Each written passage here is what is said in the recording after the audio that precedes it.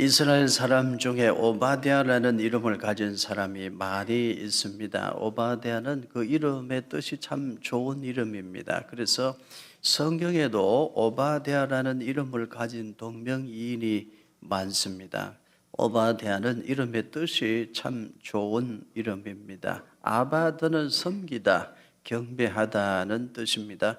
에베드는 종, 노예라는 뜻입니다. 그래서 오바댜는 여호와를 경배하는 자, 여호와의 종, 그런 뜻입니다. 그래서 이 이름을 가진 이스라엘 사람들이 많고 성경에도 여러 명의 오바댜가 있습니다. 그러다 보니까 오바댜서를 기록한 오바댜가 누구냐 정확하게 알 수가 없습니다.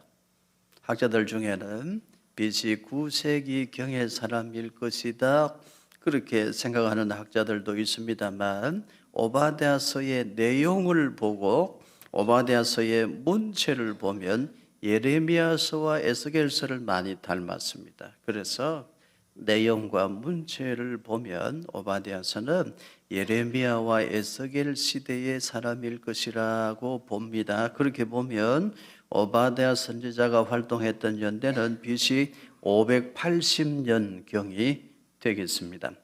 구약 성경이 모두 몇 권입니까? 39권, 39권 가운데 한 장으로만 된 성경이 있습니다. 무슨 성경이죠? 어떻게 알았어요? 오늘 처음 알았죠?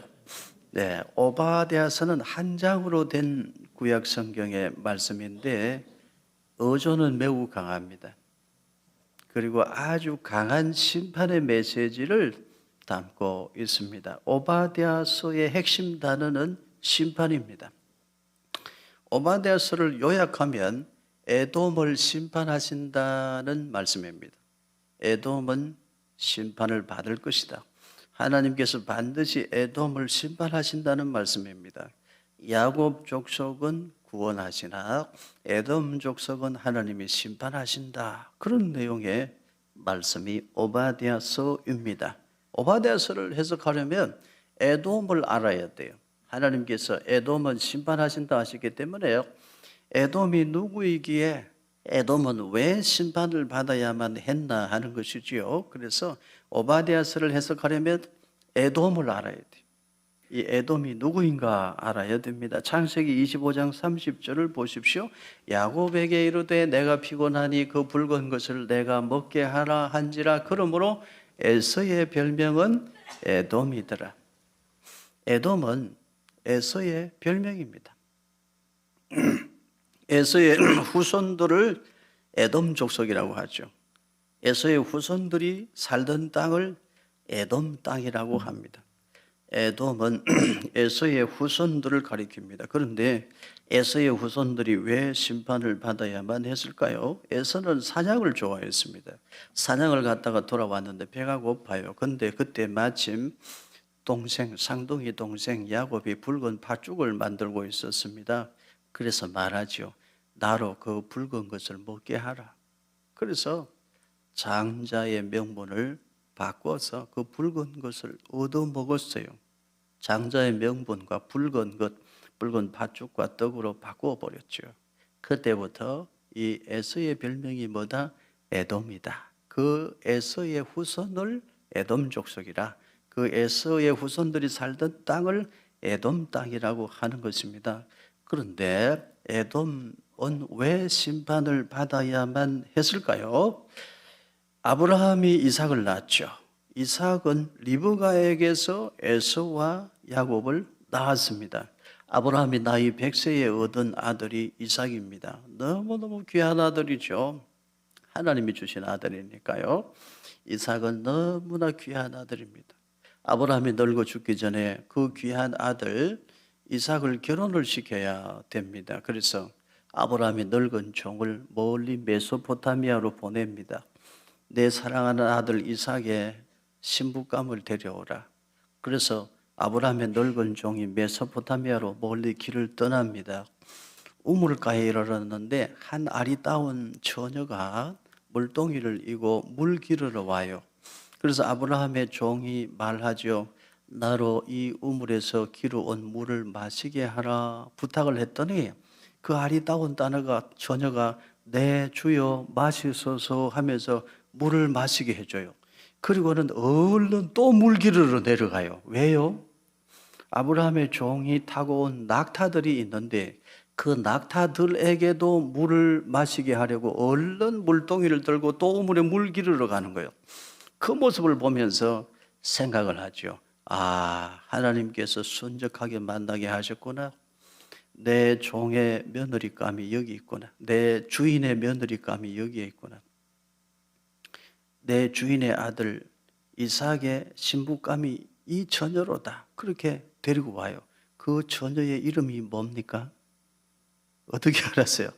리브가입니다. 그래서 리브가가 아브라함의 종을 따려와서 이삭과 결혼을 해요. 얼마나 사랑하고 얼마나 행복한 시간을 가졌겠습니까? 그런데 아이가 생기지 않아요. 자식이 안 생겨요. 그래서 이삭이 열심히 기도했습니다. 이삭이 열심히 기도하니까 하나님께서 드디어 태의 문을 열어주셨는데 크게 열어주셔가지고 쌍둥이가 생겼어요. 그렇게 태어난 아들이 에서와 야곱입니다. 창세기 25장 24절부터 26절 우리 같이 읽겠습니다.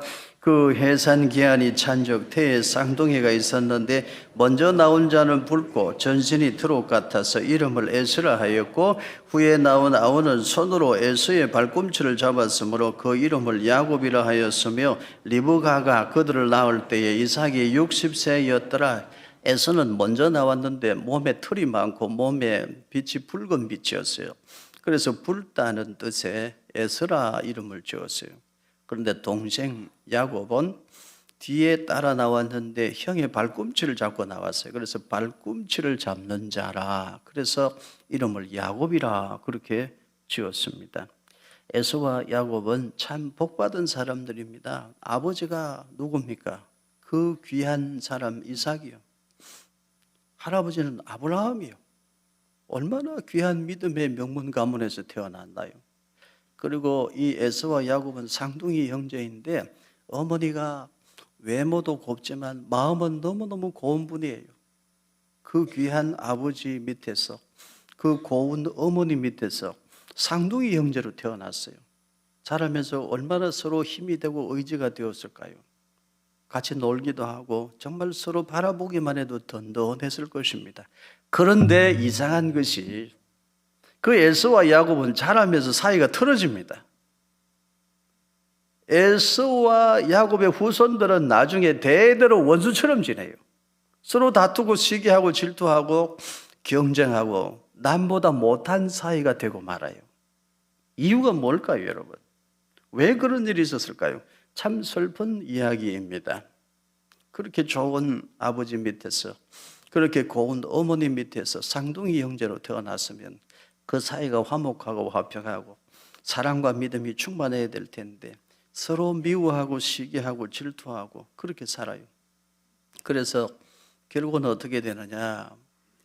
야곱은 하나님의 택함을 받고 사랑을 받지만 먼저 나온 에서는 심판을 받아요. 참 슬픈 이야기죠. 형제가 다 복을 받아야 될 거 아닙니까? 그런데 에서는 심판을 받아요. 에서의 후손들도 심판을 받습니다. 참 슬픈 이야기입니다. 여러분은 형제를 위해, 자매를 위해 더 많이 기도하시기를 바랍니다. 형제 사이에 여러분은 화평한 축복이 있기를 축원합니다. 목회하면서 보면 참 이상해요. 형제 사이가 생각보다 안 좋은 분들이 많습니다. 형제 사이 갈등으로 괴로워하고 고통당하는 분들도 생각보다 많아요. 누구보다 가까운 사이가 형제 사이인데 왜 그럴까요? 여러분은 더 많이 기도하셔서 여러분은 형제 사이에, 자매 사이에 하나님의 규례가 있고 하나님의 법도가 있고 하나님의 은혜가 있어서 여러분의 형제 자매 사이에 언제나 화목하고 화평하고 믿음과 사랑만 충만하기를 주님의 이름으로 축원합니다. 여러분에게 그런 은혜 주시기를 바랍니다. 민수기 20장 17절과 18절 우리 같이 읽겠습니다. 청하건대 우리에게 당신의 땅을 지나가게 하소서. 우리가 밭으로나 포도원으로 지나가지 아니하고 우물물도 마시지 아니하고 왕의 큰 길로만 지나가고 당신의 지경에서 나가기까지 왼쪽으로나 오른쪽으로나 치우치지 아니하리이다 한다고 하라 하였더니 에돔 왕이 대답하되 너는 우리 가운데로 지나가지 못하리라. 내가 칼을 들고 나아가 너를 대적할까 하노라. 이 말씀을 이해하려면 지도를 좀 보셔야 돼요. 이스라엘 백성들이 애굽에서 430년을 살았는데 처음 30년은 요셉 덕분에 고센 땅에서 편하게 살았지만 나머지 400년은 노예살이를 해요. 그 노예살이가 너무 고달파서 부르짖어요.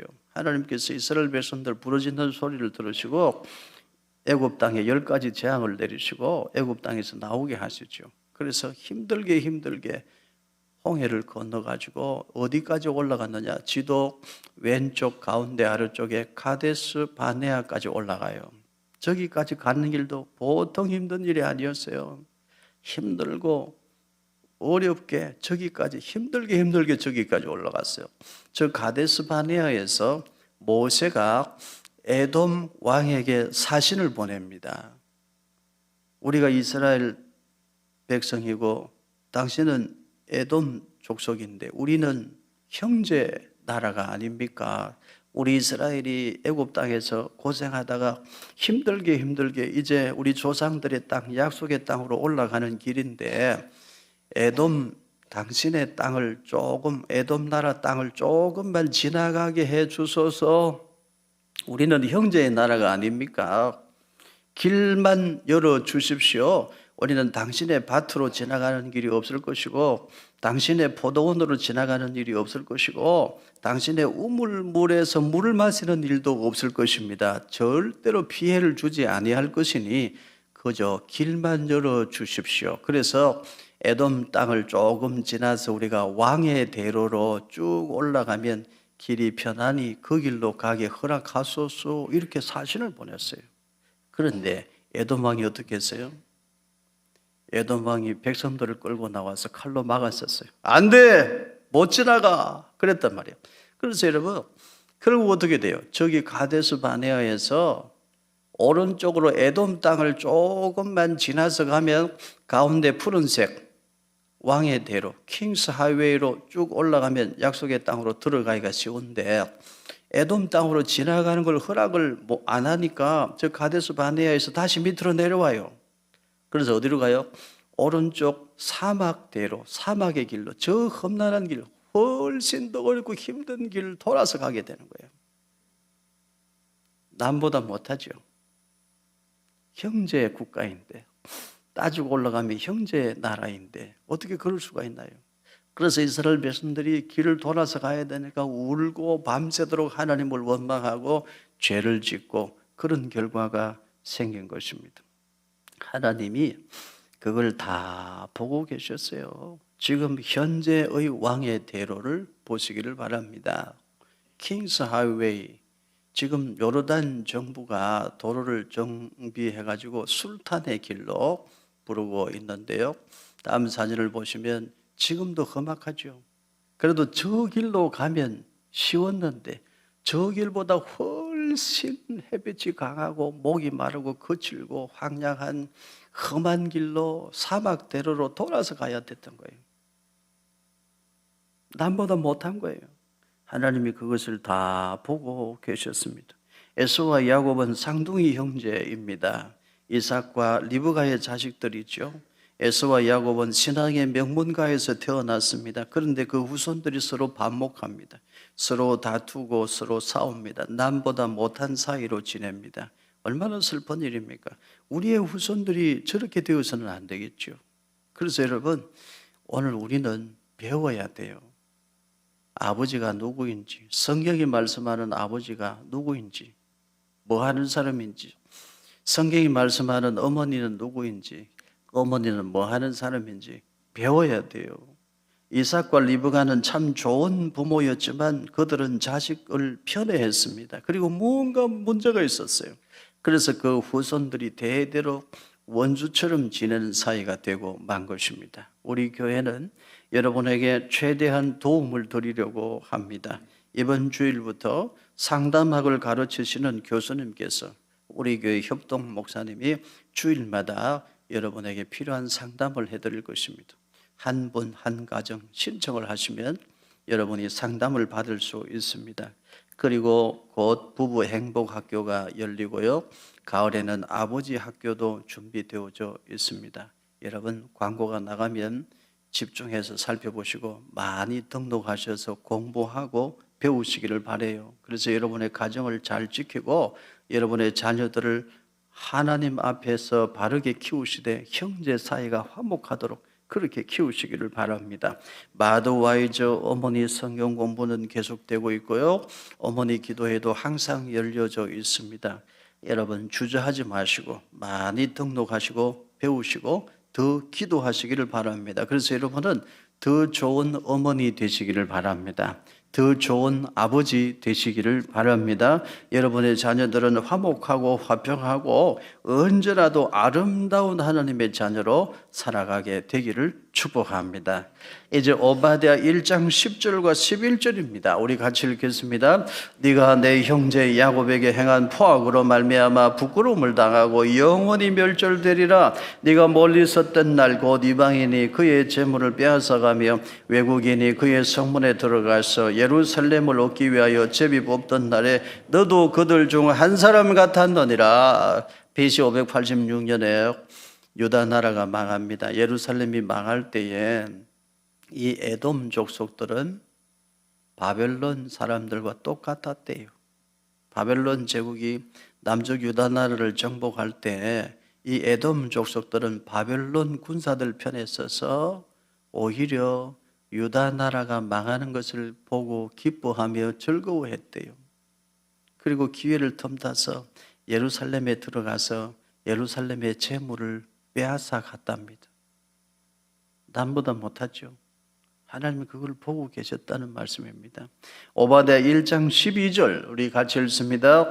네가 형제의 날 곧 재앙의 그날에 방관할 것이 아니며 유다 자손이 패망하는 날에 기뻐할 것이 아니며 그 고난의 날에 네가 입을 크게 벌릴 것이 아니며. 하나님은 다 보고 계셨어요.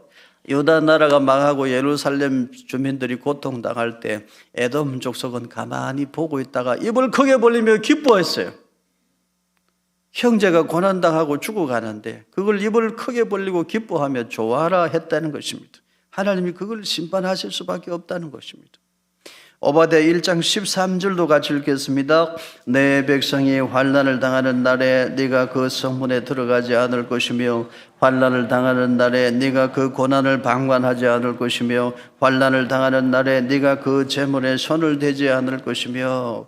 바벨론 제국에게 유다 나라가 유린을 당할 때 이 에돔 족속들은 가만히 보고 있다가 기회를 틈타 예루살렘 안으로 들어갔어요. 그리고 그들의 재물에 손을 댔어요. 그들의 귀한 보물들을 빼앗아갔다는 것입니다. 오바댜 1장 14절 같이 읽습니다. 내 거리에 서서 그 도망하는 자를 막지 않을 것이며 고난의 날에 그 남은 자를 원수에게 넘기지 않을 것이니라. 유다 나라가 바벨론 제국에게 정복을 당하고 예루살렘 성이 불타고 무너질 때 이제 많은 사람들이 포로로 끌려가요. 바벨론 제국으로 포로로 끌려갈 때 포로로 끌려가지 아니하려고 도망치는 예루살렘 사람들이 있었는데 그 예루살렘 형제들이 도망을 칠 때에 이 에돔 족속은 길을 가로막았었대요. 그리고는 예루살렘 사람들을 사로잡아서 바벨론 군대에 넘겨줬대요. 하나님이 그걸 보고 계신 거예요. 에돔은 심판하실 수밖에 없다는 말씀인 것입니다. 에돔 족속은 그래서 심판을 받을 수밖에 없었습니다. 그럴 수가 있습니까? 그래서 오바댜 선지자는 선포했습니다. 에돔은 반드시 심판을 받는다. 우리는 오늘 이 말씀 우리에게도 하시는 말씀이 아닌가 생각해 봐야 되겠습니다. 오바댜 1장 15절 우리 같이 읽겠습니다. 여호와께서 만국을 벌할 날이 가까웠나니 네가 행한 대로 너도 받을 것인즉 네가 행한 것이 내 머리로 돌아갈 것이라. 네가 행한 것이 내 머리로 돌아갈 것이라. 여러분 성경 그 말씀에 밑줄 그시기를 바라요. 별표를 2개를 하시기를 바라요. 대부분 보면 복 받으라는 말씀, 그런 말씀에 별표를 3개를 하고 밑줄을 치고 이러잖아요. 우리 그런 말씀도 아멘으로 받아야 되지만 오늘 우리는 두려운 말씀, 하나님 우리를 책망하시는 말씀도 더 귀한 말씀으로 받을 수 있어야 됩니다. 그래야 말씀 듣는 귀가 열린 것입니다. 네가 행한 대로 너도 받을 것이라. 네가 행한 대로 너도 받을 것인즉 네가 행한 것이 너의 머리로 돌아갈 것이다. 하나님 말씀하셨어요.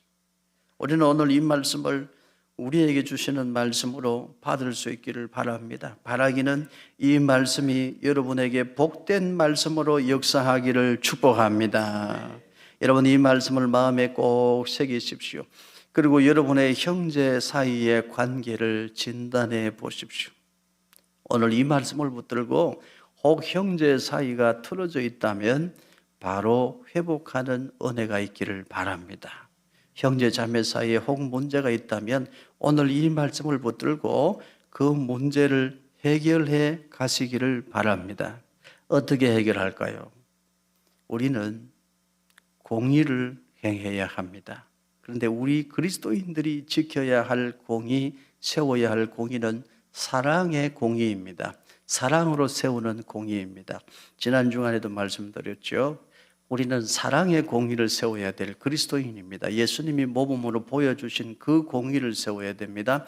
사랑으로 세우는 공의의 원칙은 무엇입니까? 나에게는 엄격하게, 너에게는 관대하게.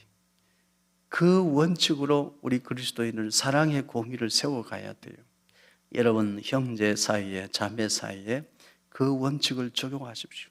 그래서 여러분 형제 사이에 혹 문제가 있다면 바로 잡고 회복하셔서 형제 사이가 다시 화평하고 화목하게 되기를 축복합니다.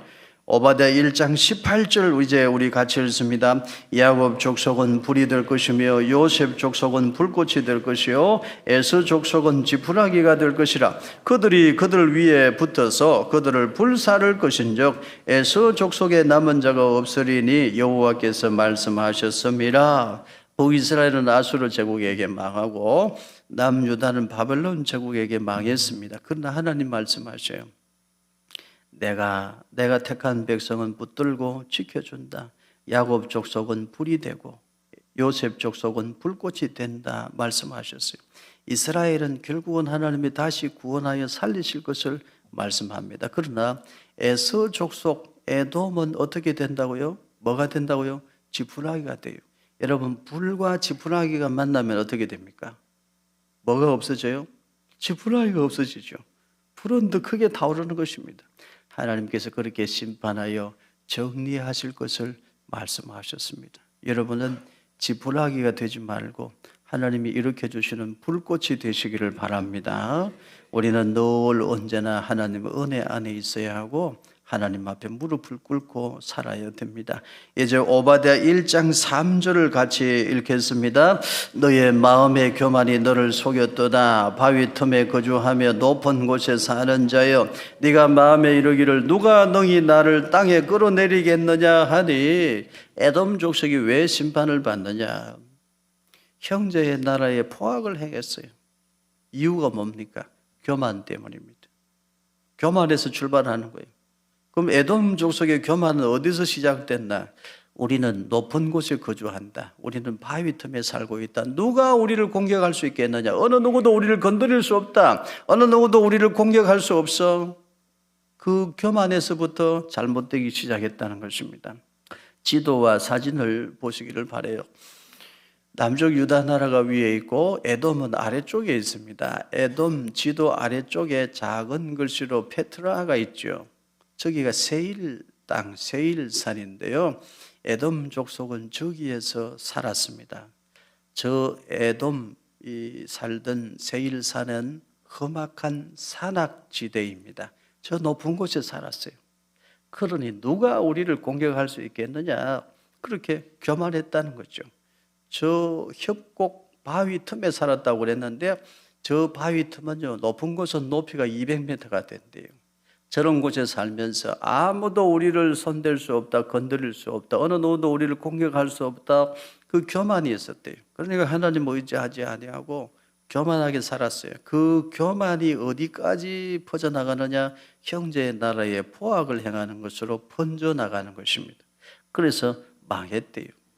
다음 사진을 보시면 알까저네인데요, 보물창고라는 뜻입니다. 저기가 페트라 유적지 중에서 가장 유명한 곳이라고 합니다. 그렇지만 저 페트라는 로마 제국에게 정복을 당합니다. 지푸라기 같이 변하고 말아요. 지진이 몇 차례 일어나서 완전히 폐허가 되었습니다. 땅에 묻히고 말았어요. 그런데 19세기에 이르러서 저 폐허로 남아있던 페트라를 발굴하기 시작했습니다. 지금은 요르단 정부가 관광지로 만들어서 유명한 관광지가 되었지만 에돔 족속은 결국은 오바댜 선지자가 예언한 대로 지푸라기처럼 되고 말았습니다. 성도 여러분, 우리 모두 오늘 말씀을 마음에 새겨야 되겠습니다. 네가 행한 것이 너의 머리로 돌아간다. 내 입에서 나간 말도 내게로 돌아와요. 그러므로 여러분, 우리는 어제보다 오늘 더 선하게 하나님의 규례와 법도를 따라서 살아야 될 줄로 믿습니다. 성경에 3가지 책이 있음을 알 수가 있습니다. 생명책이 있어요. 그 생명책에 이름이 있는 사람, 천국 백성입니다. 예수 그리스도를 믿어 의롭다함을 받은 사람, 생명책에 이름이 있습니다. 또 그 다음 책은 기념책인데요, 말라기 3장 16절에 보면 기념책이 있음을 알 수 있어요. 하나님이 특별히 기억하시는 사람들의 이름이 기념책에 올라갑니다. 그리고 요한계시록 20장 12절에 보면 생명책 말고 또 다른 책이 있는데 각 사람의 행위를 기록한 책이 있고 각 사람의 행위를 기록한 그대로, 기록된 대로 사람들이 심판을 받는다고 되어져 있어요. 행위책입니다. 성경에 행위책이라는 단어는 없지만 행위를 기록한 책이 있고 그 행위책에 기록된 대로 심판을 받는다고 말했습니다. 여러분, 지금 천국에서 행위책에 여러분의 행위는 어떻게 기록되고 있을까요? 여러분 자신 있습니까? 우리 어떻게 살아야 될까요? 내가 행한 것이 거기 다 기록되고 있습니다. 그리고 내가 행한 것이 내 머리로 돌아옵니다.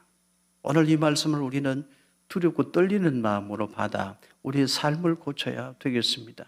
믿음과 행함은 다른 것이 아니요 같은 것입니다.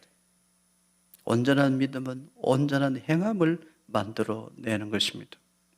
저는 어린 시절의 추억 가운데 뻥튀기 아저씨의 추억이 있습니다. 여러분도 아마 그런 추억이 있을 거예요. 찬바람이 불고 겨울방학이 시작되면 시골 산골 마을에 뻥튀기 아저씨가 리어카를 끌고 옵니다. 그러면 뻥뻥 소리가 나요.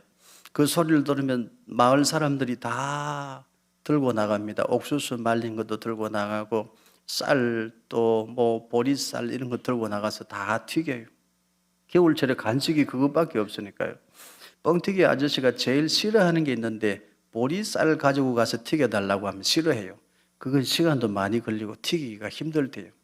뭐가 제일 좋은가? 쌀 요거 좋아하고요. 제일 좋은 게 뭐냐면 쌀로 만든 떡국떡 있죠. 떡국떡 말린 거. 그게 제일 좋아요. 맛도 그게 제일 좋아요. 뻥뻥 소리가 나면 시골 산골 마을에 제 친구들이 거기 모여서 줄을 섭니다. 그러면 한번 뻥 소리가 나면 줄을 서면 할머니들이 너도 먹어라 다 자루를 벌리고 한 줌씩 다 주거든요. 저도 그거 먹고 자랐어요. 그런데 여러분, 어떤 할머니는 하나도 안 주고 싹 움켜가지고 또 다 가버리는 할머니가 있어요. 그것도 좀 부잣집 할머니인데 아이들이 제일 좋아하고 기다리는 것, 떡국떡 말려놓은 거 그거 뻥튀기 이렇게 만들면 큼지막하게 맛있거든요.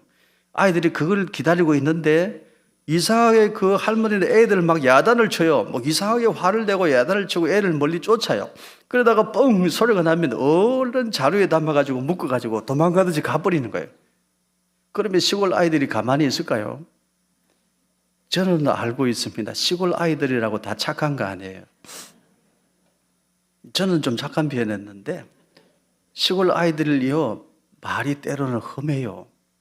욕을 얼마나 찰지게 잘하는지 몰라요. 에이 뭐야 이러면서 잘 먹고 잘 살아라 이러면서 애들이 막 욕을 하고요. 욕만 하는 거 아니에요. 주먹을 막 어떻게 하는데 제가 여기서 흉내는 낼 수가 없어요. 그런 아이들이 막 욕을 하고 그러니까 저도 뭐 한마디 하긴 해야 되잖아요. 친구들하고 올려놓아야 되니까. 저는 교회 다니니까 같이 욕은 못하고 저는 한마디, 작게 한마디 했어요. 잘 살아라, 잘 살아라 한마디 했어요. 왜냐하면 내가 말한 게 나한테로 돌아오잖아요. 그러니까 억양은 좀 문제가 있지만 잘 살아라, 축복했으니까 그래도 괜찮은 거 아닌가요? 가끔 저는 생각해요. 내가 그때 어릴 때 친구들하고 같이 막 주먹을 이렇게 욕을 하고 막 그랬더라면 내가 오늘 목사님 됐을까? 안 됐을 것 같아요. 그래도 잘 살아라. 그래도 축복했기 때문에 하나님께서 나를 불쌍히 여겨주신 거 아닌가, 그런 생각을 해봅니다. 여러분, 우리가 사는 것이 다 같은 것 같아도 좀 다릅니다. 그 작은 차이가 큰 결과로 이어지는 거예요. 여러분의 마음은 어떤 마음입니까? 나만 살겠다는 마음인가요? 함께 살겠다는 마음인가요? 여러분의 마음은 예수님의 마음을 닮았습니까? 아니면 바리새인들의 마음을 닮았습니까? 지난 주간에 새벽에 학교로 가는데 차가 많이 막히고 시간이 많이 걸렸습니다. 여기 구리 IC로 올려서 이제 학교로 가는데요. 새벽 기도 마치고 바로 가도 여기는 도로가 차가 엄청 많이 막혀요. 운전을 하다 보면 새벽에 여러분 운전 조심하시기를 바라요. 새벽에 급히 운전하시는 분들이 생각보다 많습니다.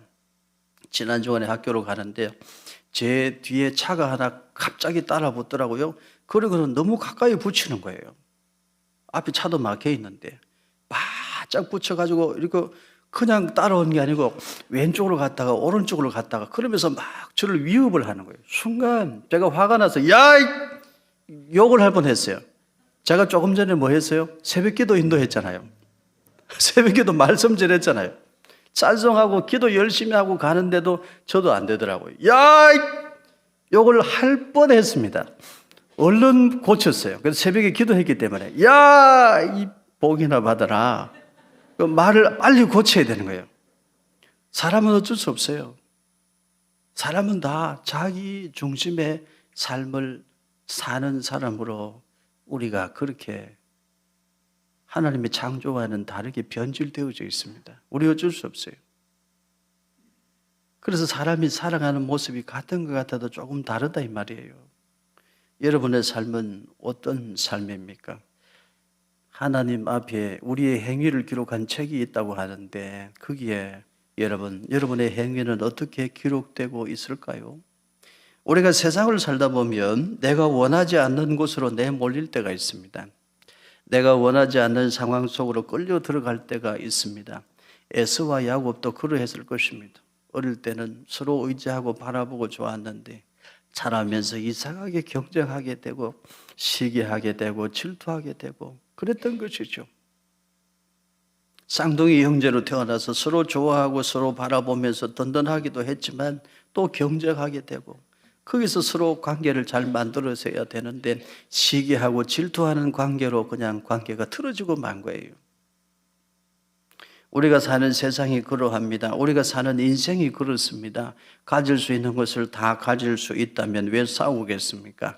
누릴 수 있는 것을 누구나 다 누릴 수 있다면 왜 시기하고 질투하겠습니까? 그러나 이 세상은 유한한 곳입니다. 부족한 것이 많은 세상입니다. 그래서 우리가 배워야 할 것이 뭐냐 하면 사랑입니다. 우리는 인생을 살면서 사랑의 가치를 배워가는 것입니다. 사랑이 가장 귀하다는 말씀 진짜인지 그거 배우다가 하나님 앞으로 가는 것이 인생입니다. 사랑의 가치를 배우며 살다가 사랑의 하나님 앞으로 돌아가는 것, 그것이 인생입니다. 힘들어도 여러분 먼저 사랑할 줄 아는 성도 되시기를 바랍니다. 사랑이란 무엇입니까? 나도 아프지만 나보다 더 아픈 사람을 생각하는 능력입니다. 사랑이란 무엇입니까? 나도 배가 고프지만 나보다 더 배고픈 사람에게 내 가진 것을 나누는 능력이 사랑입니다. 나도 힘들지만 나보다 더 무거운 짐 지고 가는 사람을 보면 옆에 가서 그 짐을 같이 들어주는 능력이 사랑입니다. 예수님은 우리에게 그 사랑의 능력을 가르쳐 주셨고 그 사랑의 능력을 보여주셨고 그리고 그렇게 살라 하셨습니다. 우리는 사랑의 가치를 배우면서 살다가 하나님 오라 하시면 사랑의 하나님 앞으로 돌아가는 것입니다. 그것이 우리 인생입니다. 어제도 사랑의 반찬 만들기, 사랑의 반찬 배달하기 하시는 분들이 나오셔서 열심히 만들고 또 그걸 포장을 해서 배달하러 나가고 그런 모습을 제가 지켜보면서 그분들 얼굴이 그렇게 밝고 환해요. 저도 마음이 밝고 환해졌습니다. 이것이 행복이다. 이것이 참 복되다. 인생이 뭐 대단한 것이 있어서 행복한 것이 아니고 내가 실천할 수 있는 사랑을 실천하면서 사는 것, 이것이 인생의 행복이다. 이것이 축복이다. 어제 그런 생각을 했습니다. 사랑하는 성도 여러분, 뭘 큰 걸로 사랑을 실천하려고 하지 말고 작은 것이라도 내 형제에게 내가 먼저 나누고 작은 것이라도 내 형제에게 내가 먼저 베풀고 여러분 그렇게 세상을 살아가시기를 축복합니다. 우리 그렇게 어제보다 오늘 그리고 오늘보다 내일 더 힘쓰고 애써서 하나님을 더 사랑하고 이웃을 더 사랑하고 주님의 피로 값주고 사신 교회를 더 사랑하고 그렇게 하나님이 기뻐하시는 사람들로 살아갈 수 있기를 주님의 이름으로 축원합니다.